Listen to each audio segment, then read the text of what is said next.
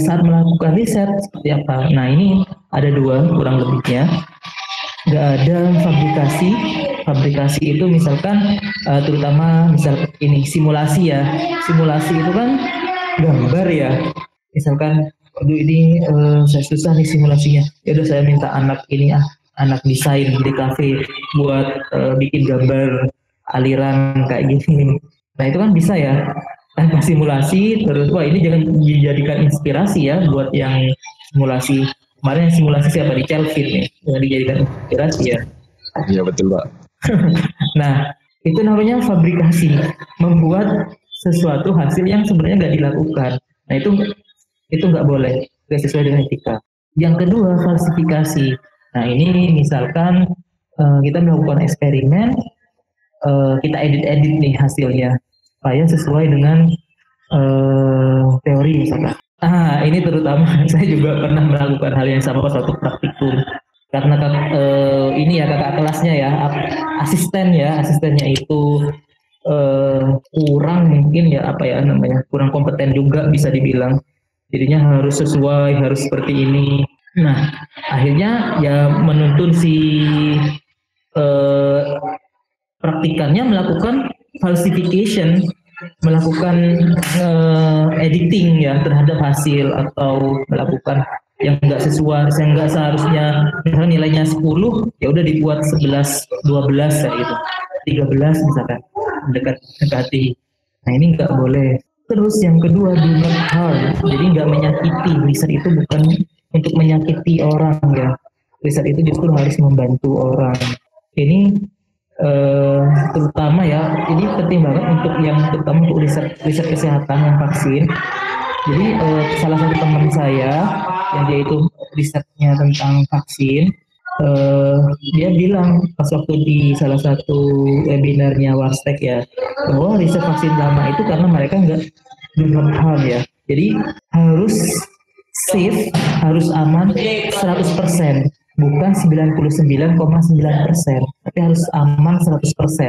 Nah itu yang membuat kenapa riset bidang kesehatan itu lama dan membuat mahal ya, terutama obat kayak gitu itu kan mahal karena memang risetnya itu juga lama. Investasi dari perusahaannya pun itu juga besar.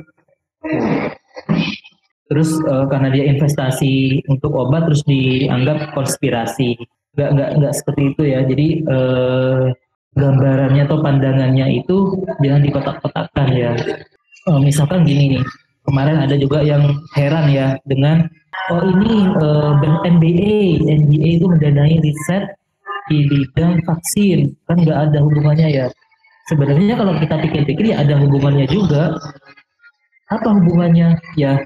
Yang paling kena dampak dari pandemi kan juga dunia olahraga ya, orang nggak boleh nonton, mereka penghasilan dari tiket juga keluar. Jelas mereka perusahaan itu ingin segera menyelesaikan pandemi ini, yang salah satunya dari vaksin, makanya dia mengeluarkan uang untuk vaksin. Nah daripada dia harus menunggu penelitian dari vaksin, ya dia berkontribusi juga dengan apa ya, jangan ngasih uang, ngasih dana kepada para peneliti untuk melakukan penelitian vaksin.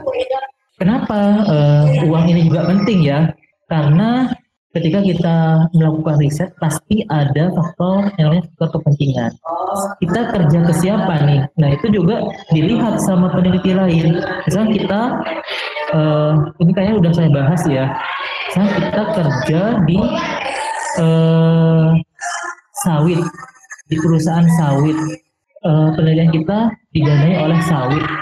Terus ternyata kita melakukan atau sawit itu bagus, meskipun itu benar-benar bagus, itu jadi pertanyaan sama peneliti lain. Kenapa?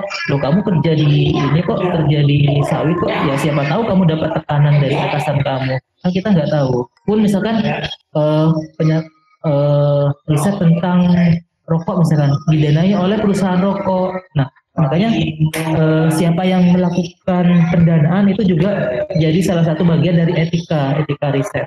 Kita harus ngelaporin penelitian saya itu didanai oleh perusahaan ini, atau penelitian saya itu didanai oleh funding ini dari Dikti misalkan, atau dari UISI. Jadi ketika kita baca di belakang itu kan ada setelah kesimpulan terus ada acknowledgement.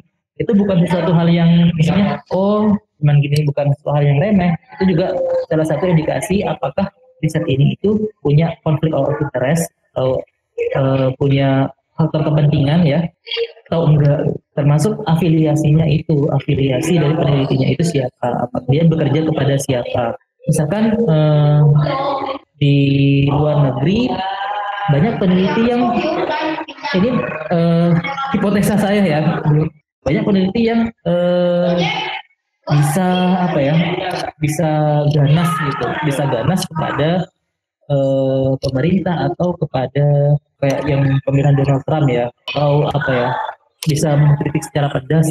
Ya bisa jadi karena mereka banyak peneliti yang di US itu yang kerja di swasta, MIT itu swasta, Harvard juga swasta, Stanford swasta, banyak ya kampus-kampus besar yang di luar negeri itu swasta, yang nggak ada kampus besar yang negeri misalkan University of California ya, grupnya University of California. Tapi kalau misalnya kayak Caltech di California itu juga seperti itu. Terus respect ya, selama melakukan riset itu respect, maksudnya kita harus menghargai copyright, hak cipta. Jadi jangan mengambil sesuatu hal yang bukan punyanya kita. Misalkan ini nggak terbatas ke ini berhubungan juga dengan plagiat. Ini nggak hanya terbatas di plagiat aja, di teks aja. Ini juga termasuk ke gambar atau tabel atau bahkan ide ya. Jadi kalau misalkan kalau teks kan kita bisa susun ulang. Tetapi meskipun sudah disusun ulang, itu harus juga dikasih tahu ide ini atau kata-kata ini itu bersumber dari siapa. Jadi nggak hanya karena kita udah mengatur ulang kalimatnya itu kita nggak wajib untuk ngasih tahu. Padahal ide ini itu dari orang lain ya, seperti itu. Jadi jadi jangan takut kalau misalkan kita itu sebenarnya terinspirasi dari A, ya udah kita kasih tahu kalau inspirasi kita itu dari A. Kecuali memang kita nggak tahu siapa, terus kayak zaman dahulu ya, nggak tahu siapa, nggak pernah pokoknya nggak ada informasi dan nggak bisa mengakses informasi, terus kita melakukan hal yang sama. Padahal ternyata udah ada orang yang sama melakukan orang lain, itu nggak masalah, karena kan kita benar-benar nggak tahu ya. Itu memang karena kekeliruan atau keterbatasan dari peneliti tersebut. Tapi kalau misalnya kita bisa mengakses internetnya, kita bisa mengakses dokumennya, kita tahu, terus kita bisa menyembunyikan demi supaya kita dapat nama, nah itu yang nggak boleh. Nah ini intellectual property ya. Nah ini terutama untuk peneliti yang mau melakukan menulis bareng.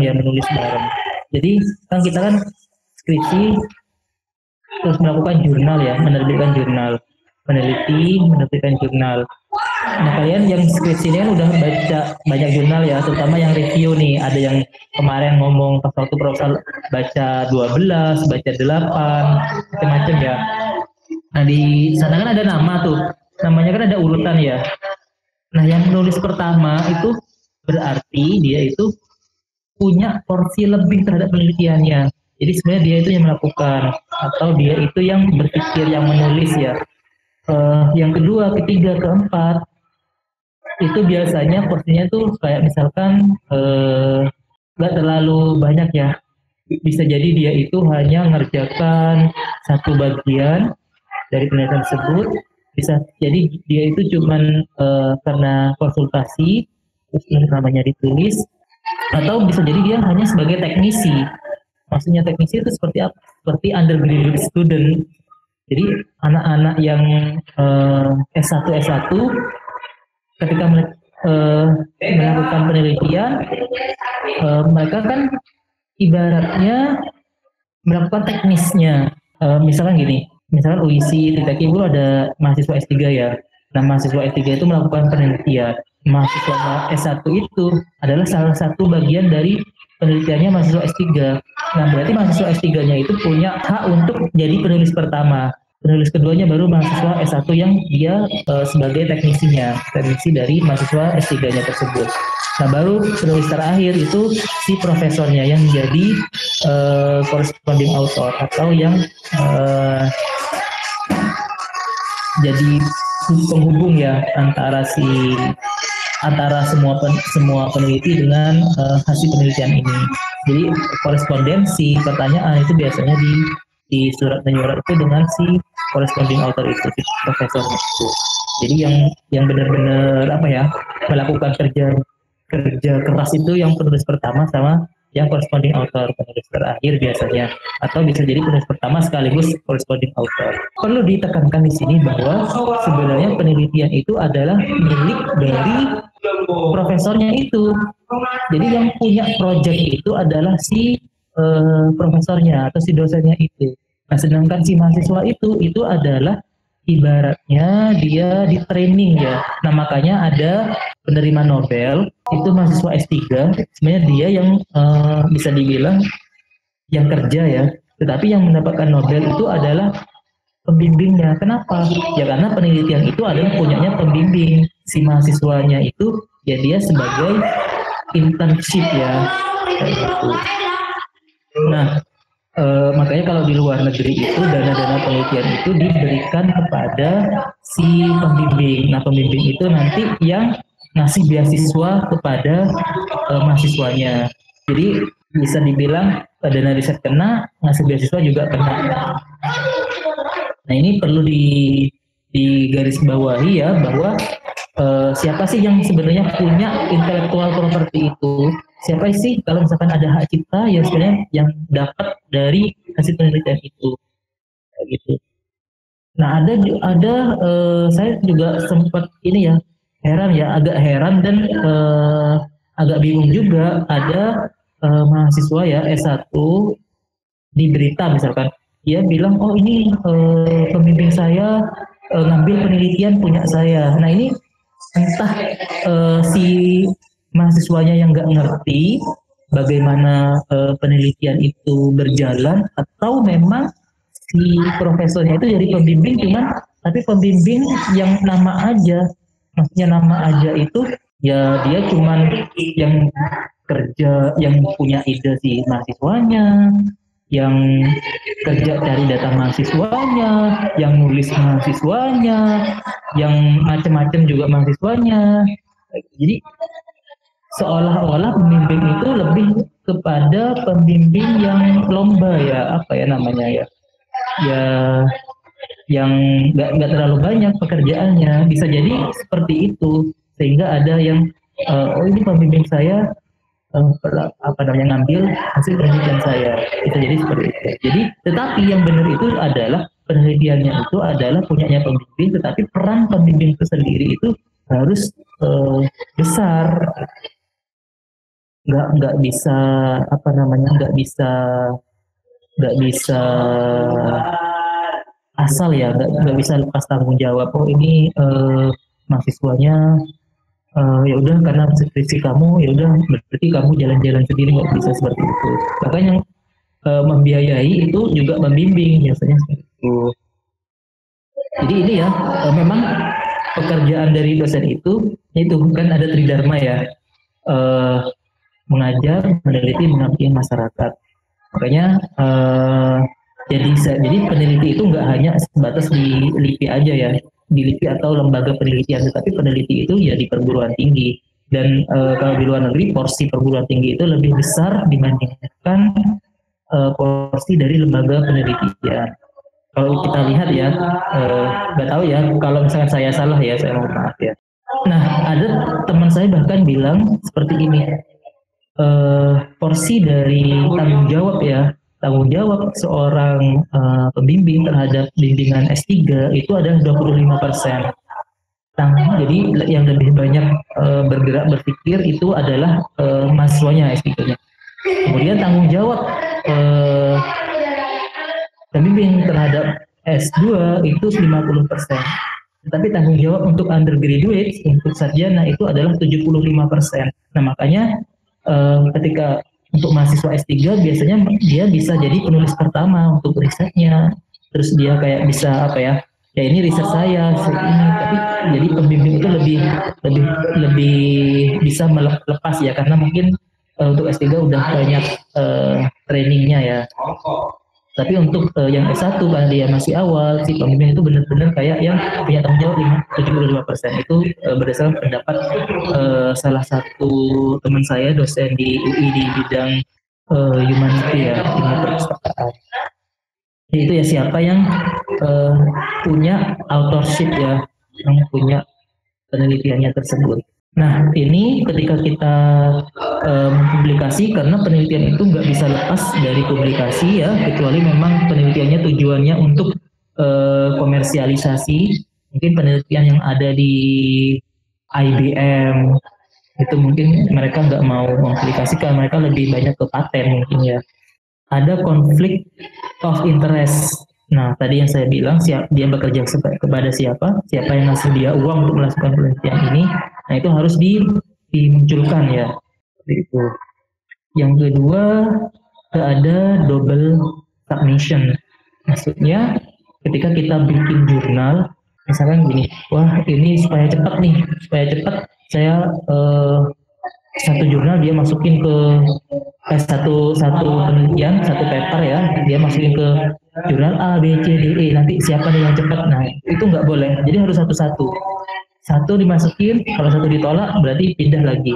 Memang lama jadinya, nggak bisa 1-2 bulan, nggak bisa 6 bulan, nggak bisa, bahkan sampai setahun, 2 tahun, 3 tahun bisa. Yang ketiga, ini udah saya bahas tadi, melaporkan masalah keamanan yang bahan kimia misalkan, yang terutama yang meledak dan beracun, itu harus kalian ngasih tahu. Nah, terutama untuk yang kimia organik, misalnya sintesis pakai bahan yang mudah meledak, nah itu harus disebutkan bahan ini itu mudah meledak. Oke, terima kasih, itu yang bisa saya sampaikan. Ada pertanyaan? Nah, untuk yang ini publikasi itu adalah setelah penelitian. Seperti itu. Ada pertanyaan? Saya persilahkan.